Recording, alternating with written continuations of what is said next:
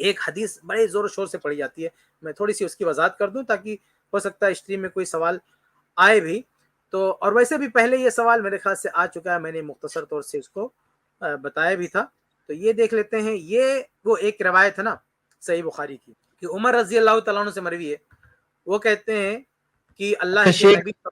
ہاں یہ حدیث بس تھوڑی دیر پہلے کسی نے چیٹ میں یہ دیکھیے یہ حدیث 3192 صحیح بخاری کسی نے ابھی کسی نے پوچھا بس یہ حدیث پھر سے میں اس کی تھوڑا سی وضاحت کر دیتا ہوں. ایک منٹ تو میں شیئر کر رہا ہوں اسکرین پہ. ہاں یہ حدیث ہے کہ اللہ کے نبی صلی اللہ علیہ وسلم قام فینا نبی صلی اللہ علیہ وسلم مقام اللہ کے نبی صلی اللہ علیہ وسلم ہمارے بیچ میں کھڑے ہوئے فاخبرنا عن بدء الخلق حتى دخل اهل الجنه منازلهم واهل النار منازلهم کہ اللہ کے نبی صلی اللہ علیہ وسلم نے، یہ صحیح بخاری کی حدیث ہے 3192، کہا کہ اللہ کے نبی صلی اللہ علیہ وسلم ہمارے بیچ میں کھڑے ہوئے اور اللہ کے نبی صلی اللہ علیہ وسلم نے ہمیں بتایا ابتداء خلق یعنی جب سے جو ہے پیدائش شروع ہوئی ہے، تخلیق شروع ہوئی ہے، اور پھر لوگ جنت میں چلے جائیں گے، جہنم میں چلے جائیں گے، وہاں تک کا پورا معاملہ بتایا.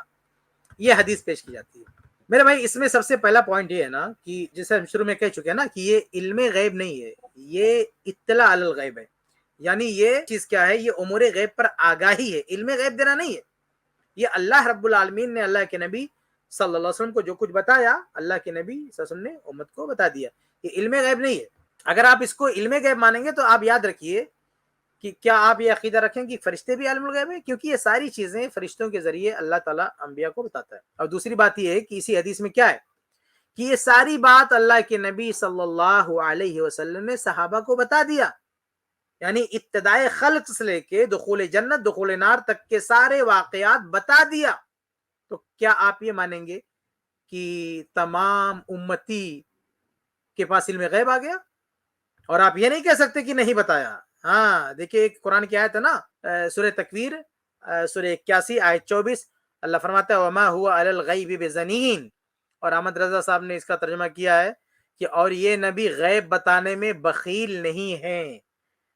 اور ایک اور ان کی جو کتاب ہے نا اعلیٰ حضرت صاحب کی، ان کے مطلب جو ملفوظات لکھے گئے ہیں تو اس کے حصہ اول جلد صفحہ 27 پہ لکھا ہوا ہے کہ حضور غیب پر مطلع ہیں اور اپنے غلاموں کو اس پر اطلاع بخشتے ہیں. تو یہ جو کچھ بھی اس حدیث میں اللہ کے نبی صلی اللہ علیہ وسلم کو بتایا گیا وہ سارا غیب ٹرانسفر کر دیا، اللہ کے رسول نے بتا دیا، امت کو بتا دیا. تو کیا آپ یہ کہیں گے پوری امتی عالم الغیب ہے؟ اچھا یہ کچھ لوگ سمجھتے ہیں نا کہ شروع سے لے کر آخر تک پورا علم دے دیے گا. ارے بھائی واقعات بتائے گئے، کیا واقعات ہونے والے ہیں، وہ بھی ساری چیزیں نہیں بتائے گی. یعنی ابتدائے خلق سے لے کر دخول جنت دخول نار کی ساری باتیں نہیں بتائے گی. اس کی ایک دلیل یہ ہے نا کہ اس حدیث کے راوی کون ہے؟ اس حدیث کے راوی عمر فاروق رضی اللہ تعالیٰ عنہ سے. صحیح مسلم کی حدیث ہے، صحیح مسلم کی حدیث ہے، حدیث نمبر 3032 صحیح مسلم کی حدیث ہے. اس میں ہے کہ خطب عمر علی منبر رسول اللہ صلی اللہ علیہ وسلم کہ عمر فاروق رضی اللہ تعالیٰ عنہ نے منبر رسول پر خطبہ دیا. فحمد اللہ واثنى علیہ، اللہ کی حمد کی ثنا بیان کیا. اس کے بعد کما بعد اور کہا الا وان الخمر نزل تحریمها يوم نزل وهي من 5 اشیاء من الحنطة والشعير والتمر والزبیب والعسل. خلاصہ یہ کہ جب شراب کی حرمت نازل ہوئی تو شراب ان چیزوں سے بنائی جاتی تھی. اور آگے کہتے ہیں وَوَدِدْتُ أَيُّهَا النَّاسِ أَنَّ رَسُولَ اللَّهِ صلی اللہ علیہ وسلم كَانَ أَحِدَ إِلَيْنَا فِيهَا، اور میری خواہش ہے کہ اللہ کے نبی صلی اللہ علیہ وسلم نے ہم کو بتا دیا ہوتا الجد دادا کی وراثت کا مسئلہ، کلالہ کا مسئلہ، اور وہ ابواب من ابواب الربا اور سود سے متعلق کچھ اور مسائل. دیکھیے اس کا مطلب یہ ہے کہ یہ سارے مسائل اس مجلس میں نہیں بتائے گئے تھے. ہاں کیونکہ راوی ایک ہی ہیں، اس واقعے کے راوی بھی کون ہے؟ عمر فاروق رضی اللہ تعالیٰ عنہ. اور یہ عمر فاروق رضی اللہ تعالیٰ عنہ کہہ رہے ہیں کہ میری خواہش ہے کہ کاش اللہ کے نبی صلی اللہ علیہ وسلم مجھے دادا کا مسئلہ بتا دیے ہوتے، دادا کی وراثت کا مسئلہ، کلالہ کا مسئلہ بتا دیے ہوتے، سود کی کچھ شکلوں کے بارے میں بتا دیے ہوتے. ظاہر سی بات ہے کہ یہ ساری باتیں عمر فاروق رضی اللہ تعالیٰ عنہ اس مجلس میں نہیں سن سکے.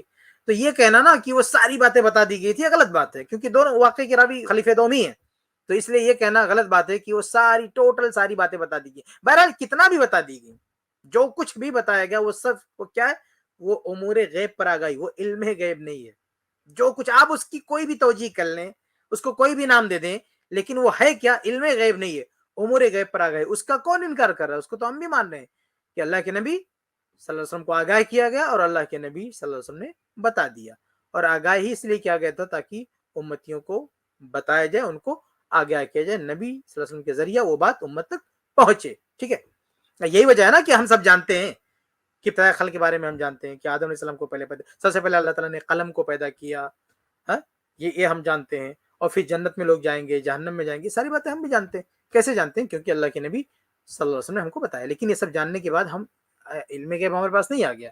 ٹھیک ہے, السلام علیکم ورحمۃ اللہ وبرکاتہ. اس کلپ کی فل ویڈیو دیکھنے کے لیے ہمارے چینل پر ضرور آئیں.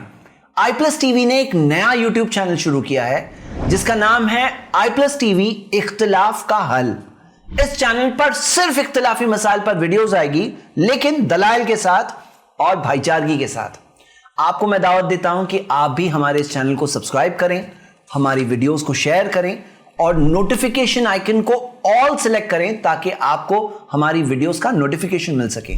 جزاک اللہ خیر, والسلام علیکم ورحمۃ اللہ.